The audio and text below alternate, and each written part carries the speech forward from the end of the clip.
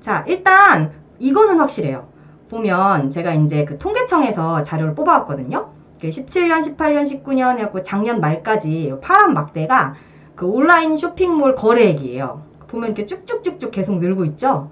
그리고 보면 성장률이라고 이제 요거 꺾은 선 요게 그래프가 성장률이거든요. 우측에 보시면 뭐 20%, 얘는 뭐 거의 30%에 육박하죠. 얘는 뭐 한 25%. 그 다음에 작년에 22년의 성장률은 10몇 프로 이 정도 됐대요. 그러니까 연평균으로 지금 거의 20%씩은 온라인으로 시장이 커지고 있다는 거예요. 근데 20%면 진짜 어마무시한 거잖아요. 20%. 20%씩, 네. 그래서 20%씩 성장하는 건 어마무시한데, 그럼 이 온라인 쇼핑몰 자체는, 온라인 쇼핑 시장은 엄청 커지는 게 확실해요. 근데, 현실은, 좀 결론부터 말하면 사실 쉽지는 않다. 이렇게 그냥 한마디로 말씀은 드릴 수 있을 것 같아요. 왜냐면, 일단, 여러 이유가 있겠지만, 두 가지 정도로 제가 압축해서 말씀을 드릴 수 있을 것 같거든요. 하나는, 그거예요. 저희 코로나가 끝났잖아요. 제가 2019년에 처음, 19년, 네. 처음 사업자를 내고 20년부터 거의 본격적으로 했거든요. 근데 코로나가 언제 왔냐면 20년 1월에 갔어요. 기억하시나요? 이제 너무 오래됐죠? 그래서 시작하신 분들 대부분 몇 년도에 시작하셨어요? 거의 그때 시작하지 않으셨어요? 2019년, 20년 이때 시작하지 않으셨어요? 아까 시작하신 분들, 어느 분이셨지? 하고 계신 분 있으셨는데, 하고 있습니다. 대순 림님, 몇 년에 하셨습니까? 19년? 20년? 딜레이가 있으니까. 아마 그때쯤 많이 시작하셨을 것 같은데, 그때가 코로나가 딱 시작하던 시점이어가지고 코로나에서 아무데도 못 가니까 사람들이 다 온라인으로 뭐 시키고 온라인으로 생필품도 다 사고 온라인으로 배달도 하고 뭐 다 그렇게 지냈잖아요. 그래서 그때 여기 보시면은 20년, 21년도에 또 엄청 성장을 해요. 22년 작년까지 코로나가 되게 심했잖아요. 이제 올해 좀 엔데믹 했지만 그러면서 아마 꺾인 것도 이유가 하나일 것 같아요. 성장 그 그래프가 꺾였잖아요. 여기서 성장률이 성장 거래액은 늘었지만 성장률이 꺾였죠. 여튼 근데 이제 엔데믹이 되면서 사람들이 온라인으로 쇼핑하는 것보다는 오프라인에 나가서 돌아다니면서 돈을 더 많이 쓰기 시작한 거죠. 그래서 여기 보시면 이런 기사가 있어요. 제가 가져와 봤는데 2023년 6월 1일 그러니까 얼마 전이에요. 보시면 그러시구나. 리셀에 관심 많아요. 네네네. 맞아요.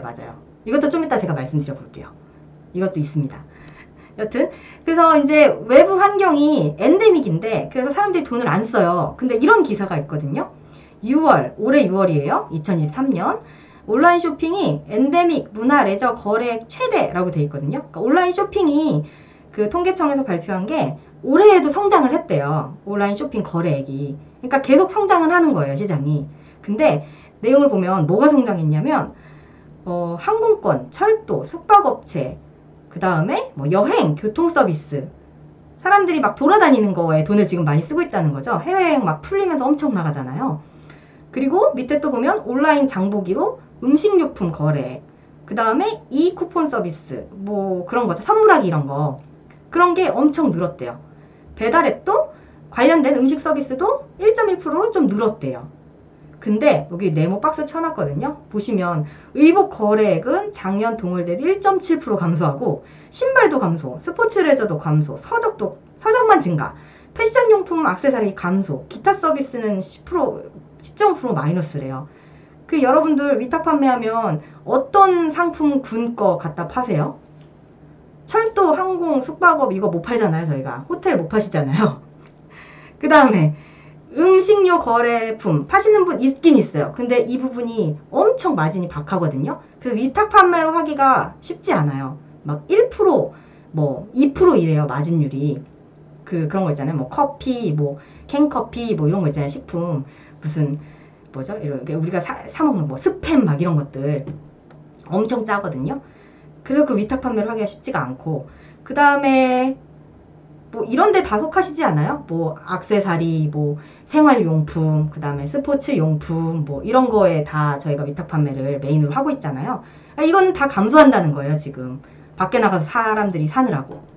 그러니까 결국에는 전체 거래액은 증가하지만 만약에 위탁 판매로 우리가 하는 이런 상품군들은 사람들이 돈을 많이 안 쓰고 있다. 감소하고 있어서 외부 환경이 좀 도와주지 않는 상황이다. 그래서 주변에 그런 사장님들 되게 많아요. 작년, 재작년까지는 뭐 매출이 계속 잘 나왔다가 올해 들어서 이제 팍 꺾인 거예요. 그래서 회복이 안 된다. 그러시는 분들 많이 있거든요. 외부 환경 때문인 거죠. 한마디로 사람들이 온라인으로 이런 분야에 돈을 안 쓰니까. 그리고 또 두 번째는 이거예요. 여기 보시면 여기 네이버에서 발표한 자료거든요. 스마트 스토어 수 연평균 증가율. 보시면 여기 봐봐요. 16년부터 10만, 17만, 22만, 29만 막 계속 늘어나요. 그러니까 재작년이 최신 자료더라고요. 찾아보니까 얘기하는 게 50만, 그러니까 49만이니까 거의 50만이잖아요. 스마트 스토어 개수가. 그러니까 네이버에 몰이 50만 개가 있대요. 그러면은 우리나라 국민이 5천만이니까 5천만의 1%가 50만이잖아요. 그러면은 우리나라 국민의 1%가 지금 스마트 스토어를 하고 있다. 물론 뭐 신생아나 아무 나이 많으신 분은 안 할 수 있으니까 그런 거 다 뺀다고 쳐도 그러면 더 많은데 또 1인당 뭐를 뭐 2개, 3개씩 하는 분도 있으니까 뭐 10개씩 하는 분도 있을 수 있고. 그러니까 어쨌든 그냥 대충 평균적으로 하면 1인당 1% 정도가 우리 국민의 1%가 지금 스마트 스토어를 하고 있다는 거예요. 그러니까 국민 부업이 됐죠. 이제는 다 할 수 있다. 누구나 이렇게 이제 영상도 많이 퍼지고 그렇게 되면서 이제는 뭐 너나 나나 다 할 수 있어서 경쟁자가 엄청 많아진 거죠. 한마디로. 그래서 이게 그전에는 사실 저도 예전에 처음 시작할 때는 상품 등록하면은 잘 팔렸거든요. 잘 팔렸다는 게 되게 깜짝 놀란 게 제가 한 달에 한 30개 등록했어요. 최초에 1월 달쯤에 거의 본격적으로 해가지고 2월 달에 제가 그 휴직을 시작했거든요. 여행업에 있었거든요, 제가. 그러니까 여행업이니까 코로나의 직격탄이었잖아요. 그래서 그냥 회사에서 야, 코로나니까 나오지 마. 손님이 없어. 그래가지고 이제 강제 휴식이 된 거예요. 휴직이 된 거죠. 그래가지고 그럼 이거나 본격적으로 해볼까? 그래서 이제 그때 이제 열심히 시작했어요. 하루에 막 한 개씩 상품 등록하고. 그랬는데 하루에 한 개씩 막 30일 등록했는데 그때 30개 등록한 거 중에 안 팔린 게 한 개인가 두 개밖에 없었어요. 그러니까 나머지 한 28개 이 정도는 하나 이상은 무조건 팔렸어요. 그 중에 좀 더 잘 팔린 애도 있고 안 팔린 애도 있었지만 아무튼 하나도 안 팔린 애는 두 개밖에 없었어요. 30개를 등록했는데. 그래서 이거 완전 노다지다 여기. 그리고 난 약간 소질 있는 것 같다 라고 착각을 하게 됐었죠. 여하튼 그래서 이제 그 당시에는 그랬는데 지금 이제 누구나 다 하잖아요. 국민 부업이 됐잖아요. 그래서 경쟁자가 엄청 많아졌다. 쉽지 않다. 예전만큼. 그리고 두 번째로 이렇게 대량 등록하시는 분들도 많죠. 그 당시에는 솔루션이 대량 등록, 이거 뭐 구매대행 대량 등록 이런 게 그렇게 일반화되지는 않았었거든요. 근데 지금은 뭐 프로그램도 되게 많아졌잖아요. 그래서 프로그램도 많고 하시는 분도 많고 노하우도 많이 알려져 있고 그래서 그냥 막 다 긁어다 하시는 분들, 그런 분들도 어차피 이게 확률 싸움이라고 보면 쉽지 않다. 그분들과 또 경쟁을 해야 된다. 이런 거고. 또 세 번째는 이게 가장 큰 위기인 것 같아요. 위탁 판매의 문제 아니면 위탁 판매의 어떤 어려운 점. 브랜드 기업들이 온라인에 이제 직접 진출을 다 했어요. 웬만한 데는. 얘네들도 그 코로나 때 먹고 살 게 없잖아요. 오프라인에 매장 다 있었는데 갑자기 다 문 닫아야 되고. 이거 제 강의 시간은 예상은 한 1시간 반 정도 생각하고 있습니다. 그러니까 한 11시 정도. 좀 일찍 끝날 수도 있고 아니면 뭐 여러분들 뭐 말씀이 많으시면 제가 좀 더 늦게까지 해도 되고 그렇습니다. 여튼 그래서 보시면은 요거 시디즈라는 의자 회사인데 아세요? 얘네들이 엄청 알짜 회사거든요. 의자 만드는 회사인데 저 이 의자도 시디즈인데 제가 좋아하는 의자인데 여튼 이 시디즈가 보시면은 옛날에는 그 브랜드 기업들이 다 자기네 시디즈닷컴이 있었단 말이에요. 브랜드 기업이라고 하면 뒤에 닷컴인 자기네 공식 홈이 있었던 거죠. 근데 이제 걔네들이 공식 홈 놔두고 스마트 스토어에, 이거 보면 폼이 스마트 스토어잖아요. 스마트 스토어에 이렇게 뭐를 만들어요. 열었어요. 그래서 팔고 있단 말이죠. 또 이거 해즈브로라고 아세요? 미국의 그 완구 브랜드인데 얘네들도 원래 헤즈브로닷컴, 헤즈브로 co.kr이 있어요. 근데 co.kr이 아니라 여기 스마트 스토어에 진출한 거죠. 얘네들도. 내가 직접 팔겠다. 보니까 온라인 뭐 그냥 다른 애들도 다 열어서 파는데 걔네들한테 수수료 주면서 뭐하러 팔아. 내가 그냥 팔지. 이렇게 해서 브랜드 기업들도 그냥 스마트 스토어에 문을 연다. 그래서 더 이상 이제 저희가 살아남을 공간이 점점 줄어드는 거죠. 쉽지가 않다. 이런 게 사실 현실입니다. 맞아요. 저희 집도 CD즈. CD 좋지 않아요, 의자? 근데 얘네 회사도 되게 알짜요. 그래서 제가 주식에도 또 관심이 많지 않겠습니까? 여튼 아무튼 알짜인데 그렇습니다. 그리고 채널별로도 좀 간단히 말씀드려 볼게요. 저희가 제일 많이 하는 거 이제 네이버랑 쿠팡에 대해서 한번 말씀드려 볼게요. 네이버 하면 사실 키워드로 검색 순위를 잡아서 노출시킨 다음에 판매를 일으키는 거잖아요. 근데 이제 그 키워드가 경쟁력이 있는 키워드는 다 나간 것 같아요. 옛날에는 진짜 사람들이 찾는 키워드 대비해서 판매자가 적으니까 그런 것들 잘 발굴하면 꽤 팔렸거든요. 근데 요새는 그런 옛날에 뭐 경쟁 강도에서 뭐 상품 수 대비 판매자 수 이렇게 해가지고 1 미만인 거 이런 거 좋다고 했잖아요. 맨 처음 저희 막 스마트 스토어 하고 이럴 때. 근데 요즘에 1 미만인 거 찾기가 정말 어렵거든요. 그래서 경쟁력 있는 키워드를 찾기가 어렵다. 그리고 두 번째는 그런 경쟁력 있는 키워드를 찾아가지고 검색 최적화라고 하잖아요. 이게 네이버가 검색해서 그 검색 순위에 맞춰서 잘 최적화된 상품 순위대로 쭉 보여주잖아요. 그래서 내게 이제 상위에 노출되어야 사람들의 픽을 받을 확률이 높아지는 건데 그 검색 최적화는 이제 다 한다는 거죠. 대부분 사람들이. 저도 노하우를 많이 풀지만 다른 모든 분들도 노하우를 많이 푸셨잖아요. 그래서 뭐 강의도 많고 많이 들으셨고 여기도 아까 막 강의 여러분 들으신 분도 있고 저한테 그 메일 보내주신 분도 강의만 많이 들으셨다 하더라고요. 강의 듣고 왜 안 하시는 겁니까? 여튼 그래서 강의를 많이 듣고 많이 아셔 이제. 그래서 다 잘 알아. SEO는 그냥 기본이에요. 한 달 3,000원씩 벌고 있습니까? 네, 부럽습니다. 땅콩님. 저 노하우 좀. 코스피 상장하러 가시면은 저 노하우 좀. 부럽습니다. 그래서, 상향 평준화가 다 돼 있는 거죠, 셀러들이. 그래서 이제, 뭔가 잘 아는 거. 대학원이 지금 기본인 거예요. 대학원 졸이. 대학원 졸 아니면 유학 갔다 와야 되는데, 유학 갔다 와야 이제 비빌 수 있는 거예요. 스마트 스토어 세계에서는. 그래서 상향 평준화다. 어렵다. 현실이에요, 이게. 그리고 세 번째는 요거예요. 와우, 이쑤시개. 마진율 몇 프로입니까? 김땅콩님. 마진율 이런 게 은근히 마진율 높은 거 알아요? 이쑤시개. 단추. 이런 거 있잖아요. 하나에 10원, 20원, 30원 할 것 같은. 이 마진율 엄청나요. 이런 게 마진율 80% 막 이러거든요. 그러니까요. 여튼. 그래서, 그리고 또 하나의 문제는 이거예요. 이미 선점한 업체들 있거든요. 고인물이라고 하죠, 일명. 이분들이 이제 많이 깔렸어요.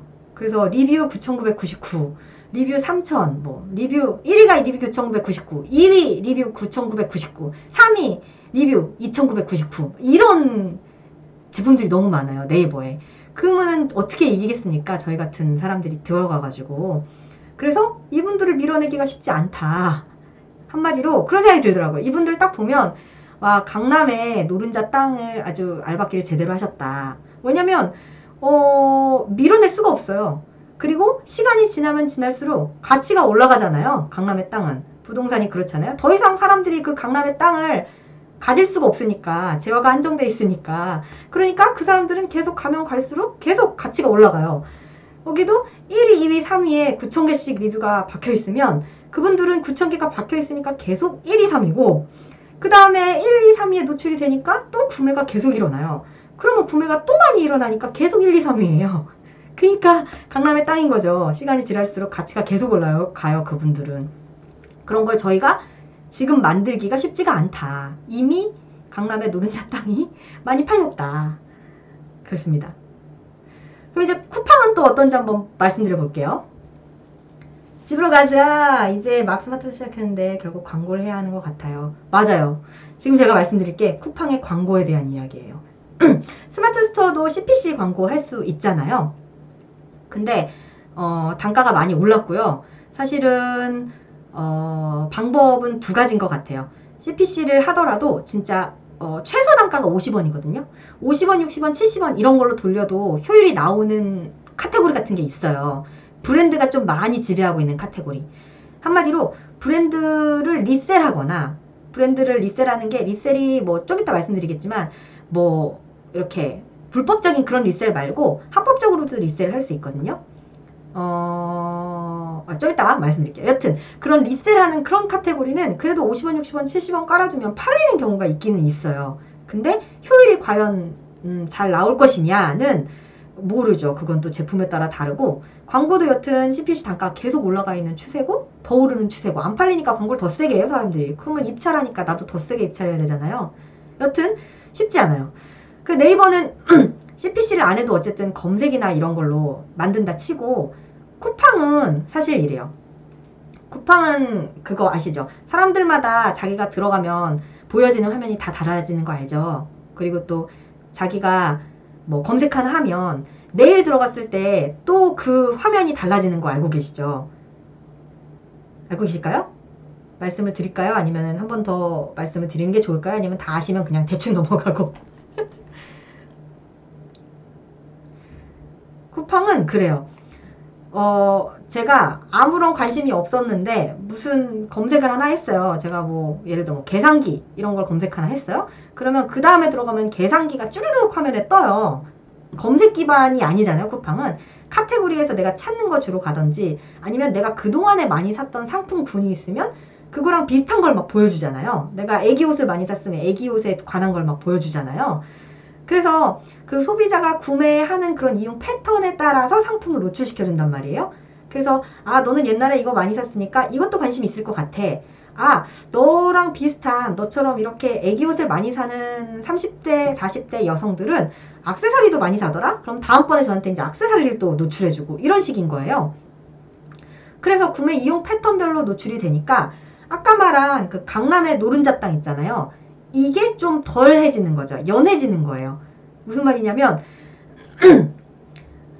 내가 처음 여기에 진입해도 잘 이 사람한테만 보이면, 어떻게 우연치 않게 잘 노출이 되면 그러면 선택받을 기회가 생긴다는 거예요. 아까 네이버에서는 내가 만약에 상품을 등록했는데 한 10페이지에 있으면 절대 뭐 안 팔리잖아요. 광고하지 않는 이상. 근데 쿠팡은 어떻게만 잘 이 사람한테 걸려서, 이 사람이 내 걸 어떻게 잘 봐가지고 봤으면 사면 팔릴 수 있다는 거예요. 근데 역시나 우리는 그렇게 팔려고 하는 게 아니라 좀 잘 팔고 싶은 거잖아요. 그러면 이 사람한테 좀 더 잘 노출이 되게끔 해야 되는데, 그러려면 광고를 해야 되는 거죠, 결국에는. 근데 아마 쿠팡 광고 해보신 분 계실까요? 계세요, 혹시? 쿠팡 하시는 분 손. 쿠팡 하시는 분. 쿠팡. 저는 쿠팡을 아주 많이 이용합니다. 사고 있어요. 소비자로서. 판매자로서도 파는데 너무 힘들어요, 저는 사실. 하고 계시는구나. 오.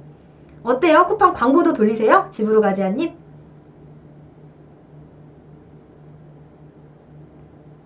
돌리실 것 같아.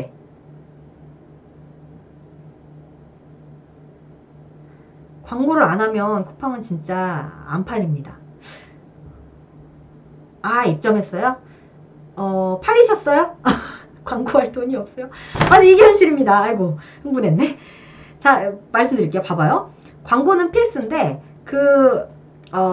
쿠팡 AI가 추천하는 광고, 그러니까 처음 들어가면 AI 추천 광고 그걸 돌리게 돼 있거든요. 그 쿠팡은 AI가 알아서 돌게 돼 있어요, 모든 게. 그러니까 걔네 인공지능이 시키는 대로 해라. 그래야 네가 최적화된 효율을 뽑을 수 있다 라고 하면서 추천해 주는 게, 자동으로 선택을 하고 AI 매출 최적화 선택하고, 그 다음에 하루에 3만원씩 광고 소진하는 거를 신청하고, 그 다음에 그거를 14일간 돌려라 이렇게 지시를 하거든요. 이게 네가 최적화할 수 있는 방법이라고. 그러면 보세요. 하루에 3만원씩 최소 14일 하면 50만 원 정도 돼요. 근데 이거 3만 원 설정하면 한 10%인가? 더 나가긴 하거든요. 자기네들 많이 쓰면. 그러면 50만 원 좀 넘게 나올 거예요. 그러면 50만 원을 써야 그래야 내게 팔릴 수 있는 확률이 좀 더 생기는 거예요. 근데 이 50만 원이 좀 이따 말씀드리겠지만 매출 50만 원 하면 적자잖아요. 왜냐면 이 광고비 50만 원은 100% 제가 다 생으로 내는 돈이잖아요. 쿠팡에다가. 근데 매출 50만 원 하면 매출에는 제 원가가 들어가 있잖아요. 그러면 원가 빼면 내 순수 마진을 감안하면 무조건 적자인 거예요. 50만 원보다 훨씬 많은 매출을 일으켜야 그래야 내가 남는 거죠. 물론 이렇게 말씀하실 수도 있어요. 아, 14일 돌린 다음에 그 중에 잘 팔리는 애들이 나올 거 아니에요. 광고를 돌렸는데. 그러면 걔네들만 뽑아가지고 광고를 하면 되지 않겠니? 라고. 맞아요. 그게 쿠팡 광고의 핵심입니다. 그러니까 투자를 일단 해야 돼요. 쿠팡은. 광고를 돌려가지고 어떤 놈이 잘 팔릴지를 발견해내야 돼요. 근데 미니멈 얼만큼? 50만 원. 미니멈 50만 원 투자해서 거기서 잘 팔릴 애를 추린 다음에 걔를 많이 팔아야 돼요. 걔를 열심히 광고를 돌려서. 언제까지? 쿠팡에서 내가 리뷰 막 500개, 막 300개 이렇게 쌓일 때까지. 그래야 쿠팡도 순위권 안에 들거든요. 검색을 했을 때. 여하튼 근데 이 위탁 판매를 만약에 시작하면 위탁 판매로 초기에 제품 하나 찾으려고 50만 원 투자하기 쉽습니까? 쉽지 않죠. 50만 원 생돈으로 투자하면서 어떻게 상품 하나 찾아냅니까? 쉽지가 않습니다. 물론 좀 자본력이 여기 이분 김땅콩님 가능하시겠다. 3천억씩 벌면 한 광고비 한 1억씩 써도 되지 않습니까? 맞아요. 투잡하시는 분 하루에 3만 원이면 너무 커요. 그렇습니다. 그래서 보세요. 이걸 잘 계산해야 돼요. 쿠팡을 하시는 분들이 이거 계산 못 하셔가지고 아니면 조금 약간 이런 계산하는 거 귀찮아하시는 사장님들 좀 계시거든요. 매출에 너무 집중하셔가지고. 근데 그런 분들은 이거 쿠팡 하시면은 꼭 요 로아스랑 권장 수익률 이런 걸 한번 테스트 해보셔야 되는 게 보세요. 쿠팡이 신청하면 아까 이랬잖아요. 3만원에 최소 14일 돌려라. 그러면서 그 밑에 목표 로아스라는 거 넣으라고 해요. 그거를 얘네들이 추천해주는 게 350%예요. 그 말이 뭐냐면 로아스가 광고비 대비 매출액. 로아스의 개념 아실까요? 로아스? 설명을 드려야 될까? 로아스는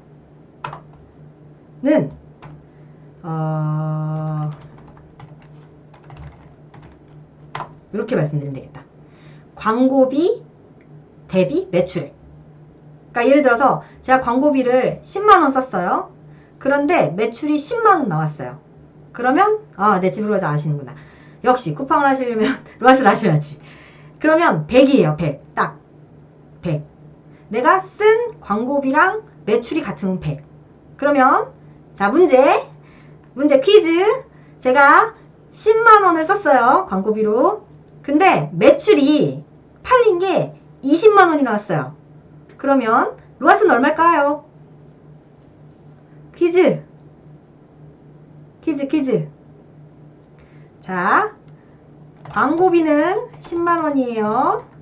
근데 매출액이 20만원. 팔린 게 20만원이에요. 그럼 로아스는 얼마일까요?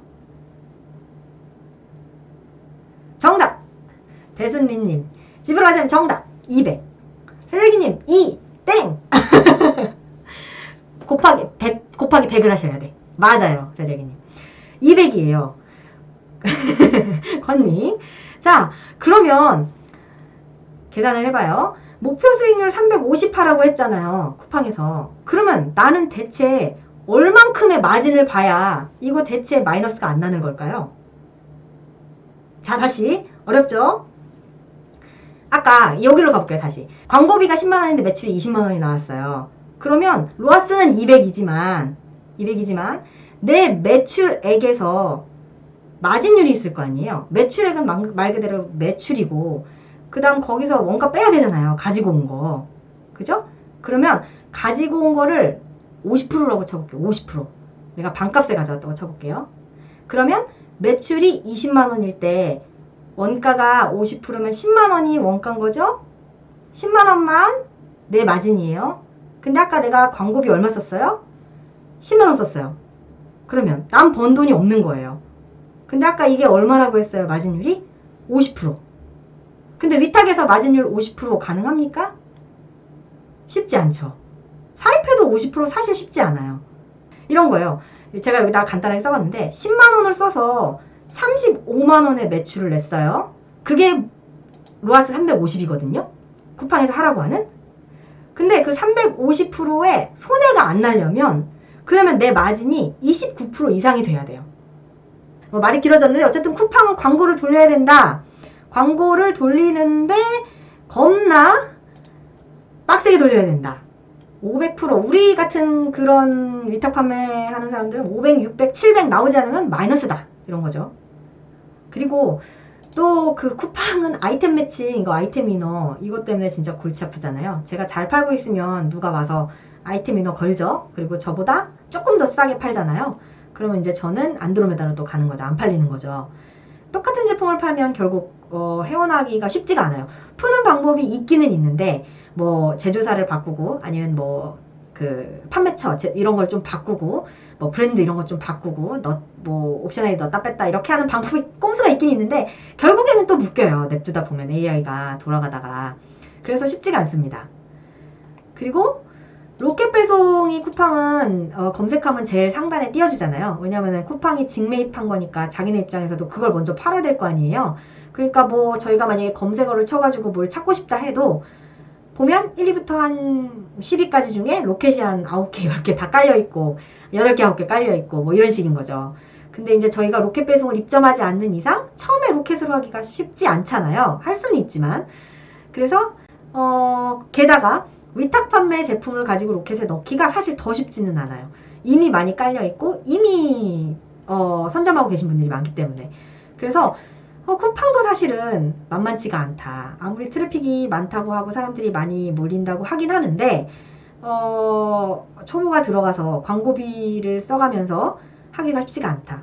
마지막으로 정산도 느리잖아요. 얘네가 2달 정도 걸리잖아요. 다 받으려면은 뭐 일부 70% 주고 30% 주고 나머지 2달 있다 70% 주고 막 이러는데 사실 정산이 맞는지도 모르겠어요. 저는 들어오는데 이거 한 번에 딱 주는 게 아니라 뭐 판매하고 뭐 한 2주일인가 있다가 30% 주고 또 한 달 반인가 있다가 나머지 70%를 주거든요. 그 안에 막 반품도 일어나고 막 그러니까 그다음 광고비도 빼고 주거든요. 그러니까 얘가 지금 나한테 맞게 주고 있는지 돈을 알 수가 없어요. 쿠팡은. 엊그저께 그런 사고도 있었잖아요. 쿠팡이 돈 안 줘가지고 미안하다 우리가 줘야 될 돈을 잘못 착오해서 줬다 이런 사건이 있었어요. 아시죠 지브르가자님? 그래가지고 이메일이 오면서 돈을 더 주겠다며 그런 사건도 있었습니다. 그러나 아무도 몰라요. 이게 돈이 덜 들어왔는지 더 들어왔는지 꼼꼼히 체크하기가 쉽지가 않습니다. 여튼 그렇습니다. 결국에는 이 도매 사이트로 복부 타는 거, 그 다음에 닭등하는 거 이게 사실 진짜 답이 없어요. 지금 시점에 와서. 아까 말씀드렸다시피 한 3, 4년 전에는 그래도 제가 그랬잖아요. 30개 등록했는데 28개가 팔렸다고? 하나라도 팔렸다는 거. 그거는 3년, 4년 전의 이야기고 요새 30개 올리면 한 서너 개? 두세 개? 정도밖에 안 팔리는 것 같아요. 그래서 와 진짜 상황이 많이 어려워졌구나 이런 걸 좀 실감을 하고는 합니다. 근데 정말 조금 여러분한테 죄송한 얘기인데 저는 3, 4년 전에 아까 말한 그 고인물 있잖아요. 그 고인물 그 강남 노른자 땅 제품이 몇 개가 있어요. 그래서 사실 지금 시작해서 이렇게 막 시작하라고 하면 옛날만큼 잘 될까? 이거에 대해서는 사실 모르겠어요. 좀 회의적이에요. 근데 그럼에도 불구하고 매출을 내는 방법은 있기는 해요. 있긴 합니다. 뭘까요?